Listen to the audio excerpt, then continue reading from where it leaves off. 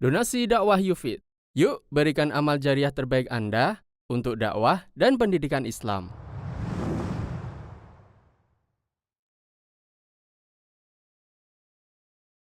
Innal hamdalillah nahmaduhu wa nasta'inuhu wa nastaghfiruh wa na'udzu billahi min shururi anfusina wa min sayyiati a'malina. من يهده الله فلا مضل له ومن يضلل فلا هادي له وأشهد أن لا إله إلا الله وحده لا شريك له وأشهد أن محمدا عبده ورسوله يا أيها الذين آمنوا اتقوا الله حق تقاته ولا تموتن إلا وأنتم مسلمون يا أيها الناس اتقوا ربكم الذي خلقكم من نفس واحدة وخلق منها زوجها وبث منهما رجالا كثيرا ونساء واتقوا الله الذي تساءلون به والأرحام إن الله كان عليكم رقيبا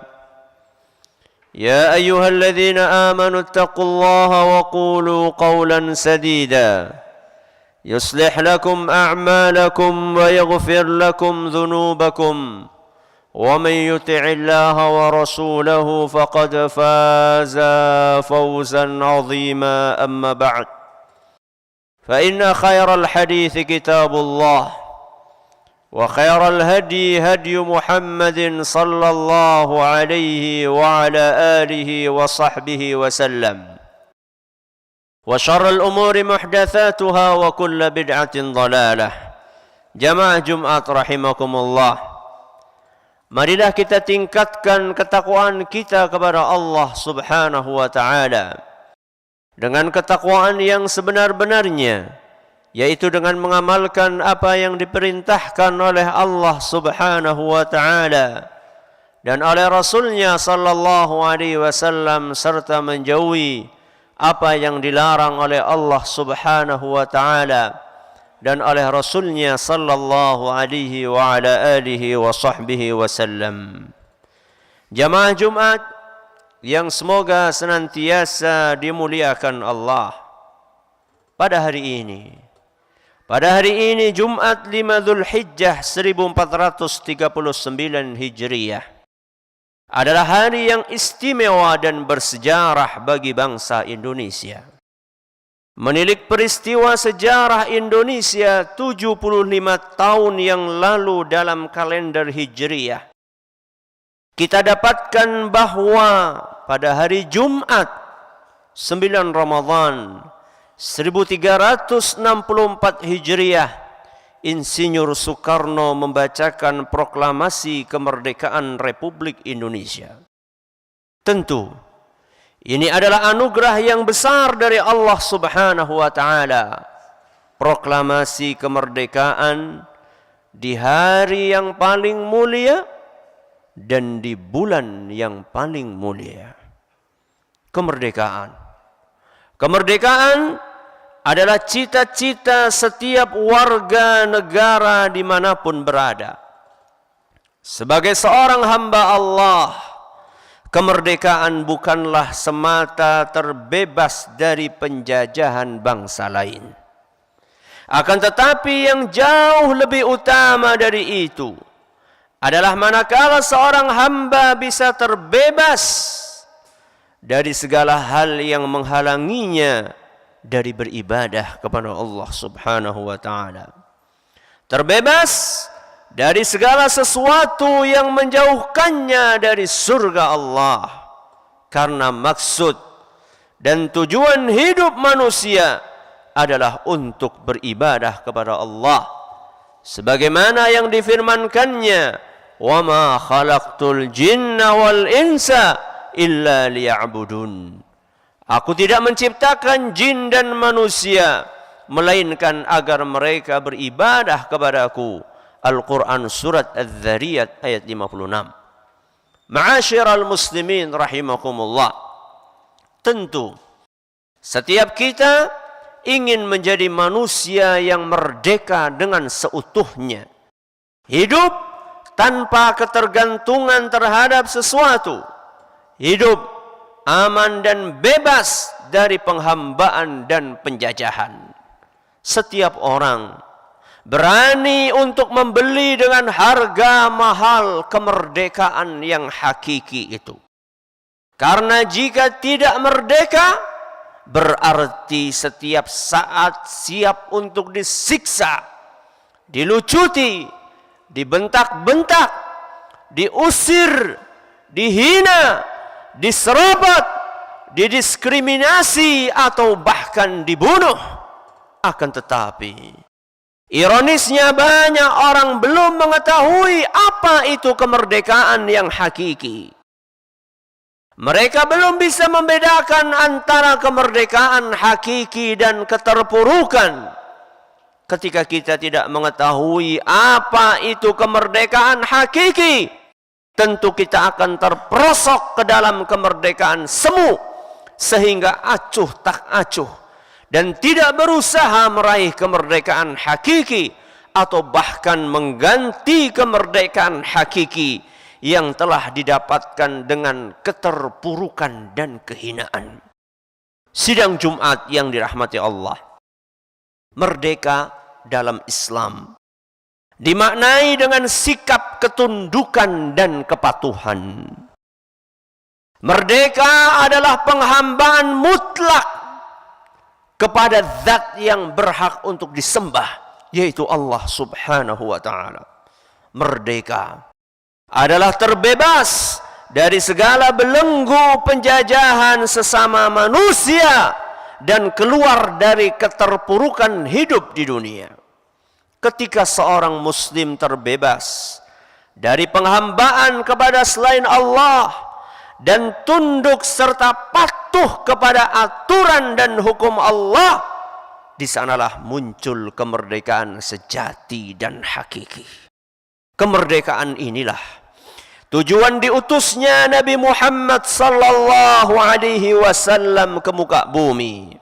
Juga tujuan dakwah para sahabat dan kaum mukminin yang mengikuti jalan beliau. Ketika peristiwa pertempuran Qadisiyah terjadi, yaitu pertempuran antara kaum muslimin dengan bangsa Persia.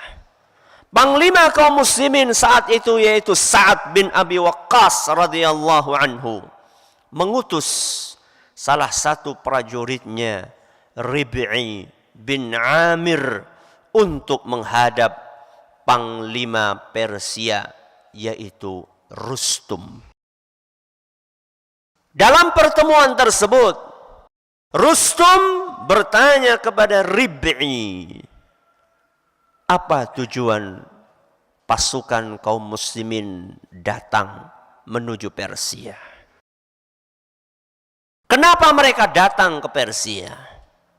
Maka dengan lantang Rib'i menjawab dengan kalimat yang dicatat dengan tinta emas oleh sejarah. Kalimat itu dinukil di dalam kitab Al-Bidayah wan Nihayah dan buku-buku sejarah yang lainnya. Rib'i berkata, Allahu bta'athana linukhrija man sya'a min ibadatil ibadi ila ibadatillah. Allah subhanahu wa ta'ala kirim kami untuk memerdekakan siapa yang dikehendakinya dari penghambaan kepada sesama manusia menuju penghambaan kepada Allah semata. Wa min dhiqid dunya ila sa'atiha, untuk memerdekakan mereka dari dunia yang sempit menuju dunia yang luas. Wa min jawril adyani ila adlil Islam, serta memerdekakan manusia dari kesewenang-wenangan agama lain menuju kepada keadilan Islam. Jamaah Jumat yang diberkahi Allah, lihatlah bagaimana seorang sahabat yang mulia Bilal bin Rabah radhiyallahu anhu yang memahami makna kemerdekaan hakiki. Ketika itu beliau menjadi budak, menjadi hamba sahaya Abu Jahal.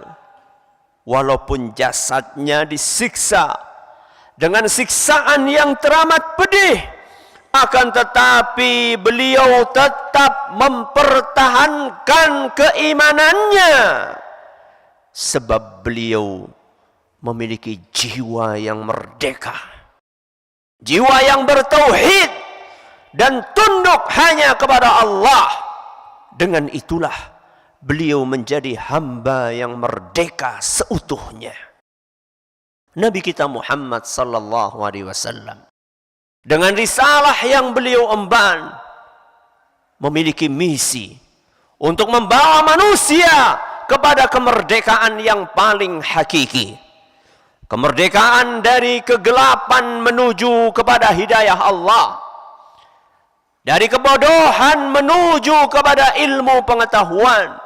Dari kezaliman menuju kepada keadilan.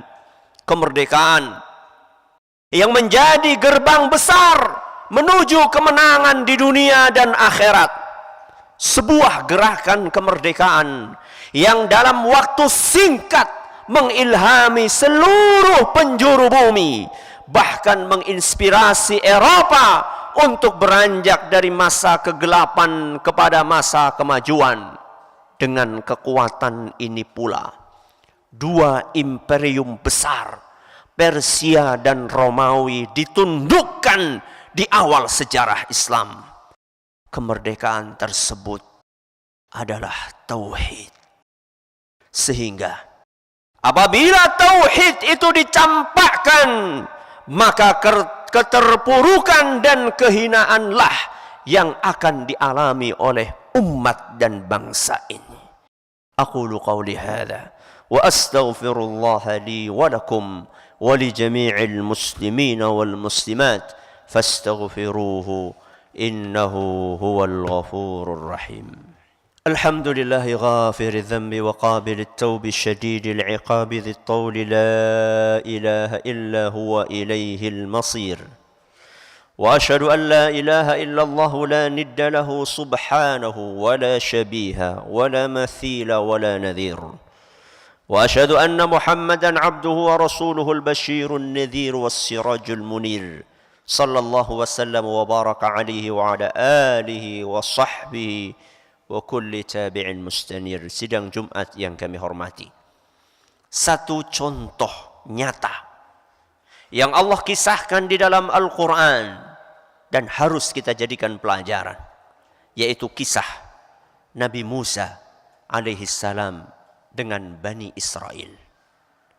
Yaitu ketika Nabi Musa alaihi salam dengan izin Allah sukses untuk memerdekakan kaumnya Bani Israel dari penjajahan dan penyembahan kepada Fir'aun yang mengaku sebagai Tuhan. Bani Israel akhirnya menghirup kemerdekaan hakiki.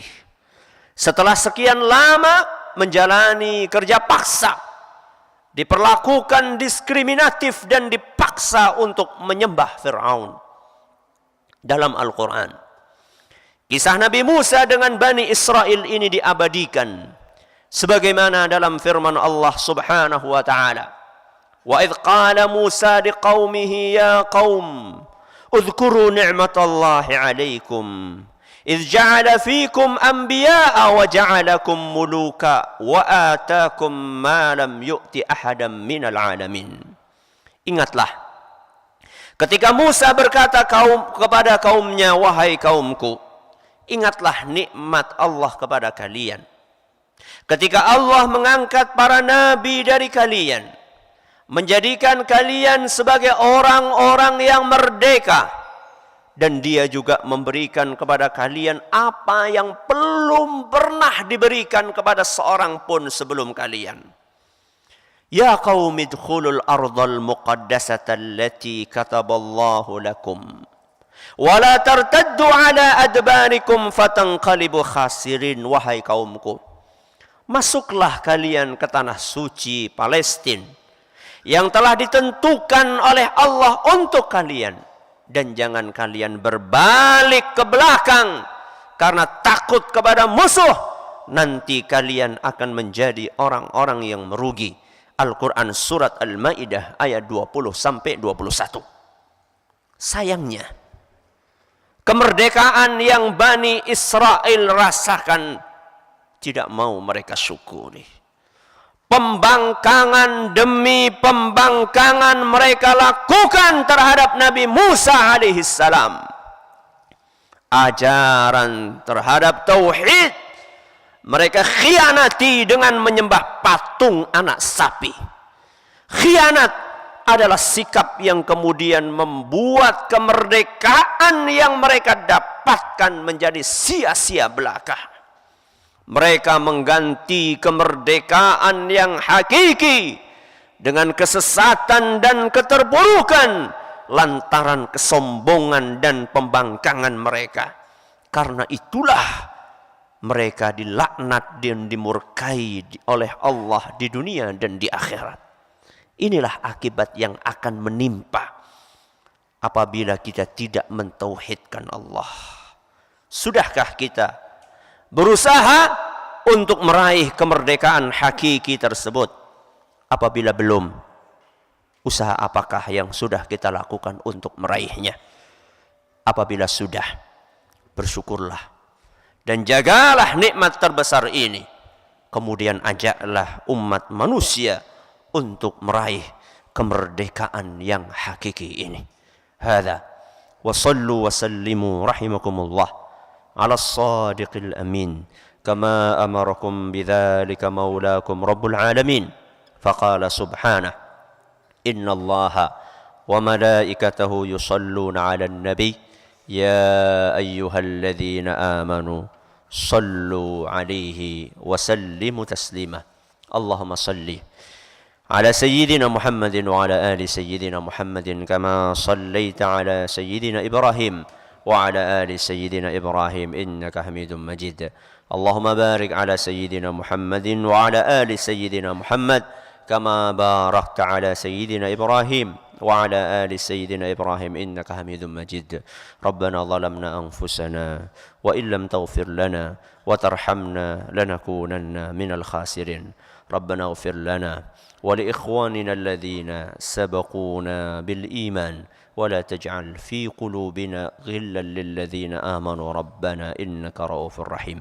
ربنا لا تزغ قلوبنا بعد إذ هديتنا وهب لنا من لدنك رحمة إنك أنت الوهاب اللهم نجي إخواننا المنكوبين في لومبوك ونجي إخواننا المؤمنين المستضعفين في بورما وسوريا وفلسطين وفي كل مكان اللهم اشدد وطأتك على كفار بورما الظالمين وعلى جيوش بشار المجرمين ومن حالفهم من الروس والصين وإيران واليهود الظالمين يا عزيز يا جبار اللهم اجعلها عليهم سنين كسني يوسف ربنا آتنا في الدنيا حسنة وفي الآخرة حسنة وقنا عذاب النار وصلى الله على نبينا محمد وعلى آله وصحبه أجمعين ومن تبعهم بإحسان إلى يوم الدين وآخر دعوانا أن الحمد لله رب العالمين.